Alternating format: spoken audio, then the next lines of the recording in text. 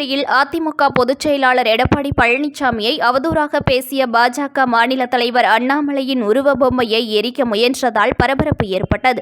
மயிலாடுதுறை மாவட்டம் சீர்காழியில் அதிமுக சார்பில் பாஜக மாநில தலைவர் அண்ணாமலையை கண்டித்து கண்டன ஆர்ப்பாட்டம் நடைபெற்றது.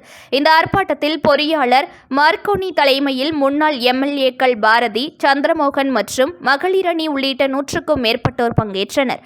ஆர்ப்பாட்டத்தின் போது அதிமுக பொதுச் செயலாளர் எடப்பாடி பழனிசாமியை குறித்து தொடர்ந்து அவதூறாக பேசி வரும் அண்ணாமலையை கண்டித்து கடுமையாக கண்டன கோஷங்கள் எழுப்பினர். திடீரென மறைத்து வைக்கப்பட்டிருந்த அண்ணாமலையின் உருவ பொம்மையை அதிமுகவினர் எடுத்து வந்து எரிக்க முயன்றனர். அப்போது அங்கு பாதுகாப்பிற்கு குவிக்கப்பட்டிருந்த போலீசார் உருவ பொம்மையை வாங்க முயற்சித்துள்ளனர். இதில் அதிமுகவினருக்கும் போலீசாருக்கும் இடையே கடும் தள்ளுமுள்ளு வாக்குவாதம் ஏற்பட்டது.